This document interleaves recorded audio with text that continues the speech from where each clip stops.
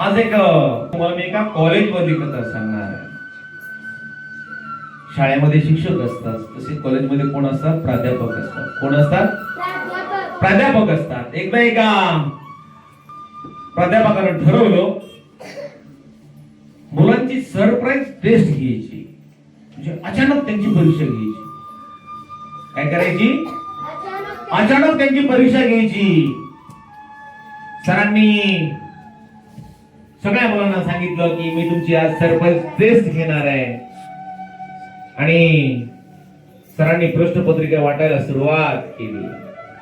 सरांनी प्रश्नपत्रिका वाटल्या. त्या प्रश्नपत्रिका अशा होत्या, ते फक्त कोरे कागद होते आणि त्या कोऱ्या कागदावरती एक काळा मध्ये सेंटरला ठिपका मारलेला होता. आपला पूर्णविराम असतो की नाही, तसा एक ठिपका त्या प्रश्नपत्रिकेवरती होता. आणि सरांनी सांगितलं तुम्हाला या कागदावरती जे दिसतंय त्याचं वर्णन करायचं. आपण नाही का आपल्याकडे म्हणतो हे चित्र पहा, या चित्राचं वर्णन करा. तुमच्या शब्दामध्ये या चित्रामध्ये काय दिसतंय ते लिहून काढा. आपल्याला पण असतो की नाही प्रश्न? अगदी तसं त्या मोठ्या मुलांना प्राध्यापकाने सांगितलं तुम्हाला या चित्रामध्ये काय दिसतंय ते लिहा. मुलांनी पेपर लिहायला सुरुवात केली. पेपर झाला, मुलांनी पेपर सोडवला. नंतर शिक्षकांनी सगळ्यांच्या उत्तर पत्रिका जमा केल्या आणि त्याची उत्तर वाचायला सुरुवात केली. मग काही लिहिलं होतं, हा मध्यभागी जो काळा ठिपका आहे ना, हा मी आहे. याच्या भोवतीचं माझं सगळं जीवन आहे. काही लिहिलं हा एक केंद्रबिंदू आहे. काही लिहिलं ही एक पृथ्वी आहे. काही लिहिलं याचा व्यास एवढा आहे.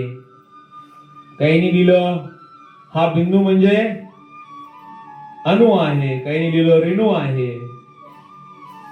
आणि सगळं वाचन झाल्यानंतर प्राध्यापकानं सांगितलं की तुम्ही सगळे जण या परीक्षेमध्ये नापास झालेला आहात. काय सांगितलं? सगळेजण या पेपर मध्ये नापास झालेला आहात. अरे तुम्ही सगळ्यांनी एकाच दिशेने अभ्यास केला, एकाच दिशेने बघितलं, सगळ्यांना फक्त त्या पेपरवरचा काळा टिपकाच दिसला का रे? कोणाला त्या टिपक्या शेजारचा पांढरा कागद नाही दिसला का? सगळ्यांनी कशाबद्दल लिहिलं? त्या टिपक्याबद्दलच दिलं ना. एवढा मोठा पांढरा कागद, स्वच्छ सुंदर कागद सोडून दिला आणि सगळ्यांचं लक्ष त्या टिपक्याकडेच गेलं. तुम्ही सगळे नापास झाला. तुम्ही किती छोट्या क्षुल्लक गोष्टीकडे तुमचं लक्ष केंद्रित केलं. सगळ्यांनी एकाच दिशेने विचार केला. अगदी असंच आहे आपल्या जीवनामध्ये. आपण सगळे एकाच दिशेने विचार करतो. अरे त्या कागदावरचा जो काळा ठिपका आहे ना, हा ठिपका म्हणजे आपल्या मैत्रीमध्ये असणारा विसंवाद, आपल्यामध्ये असणारे गैरसमज, बरोबर की नाही?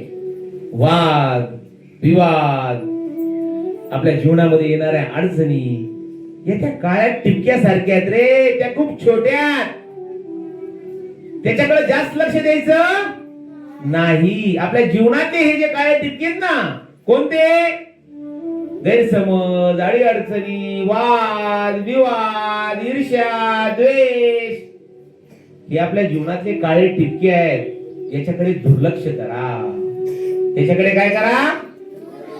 आणि जो स्वच्छ असा सुंदर असा जो पांढरा पेपर आहे ना, या पांढऱ्या पेपरकडे काय करा? तुमचं लक्ष वेधा.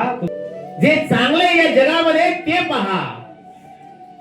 दोष पाहू नका. आपण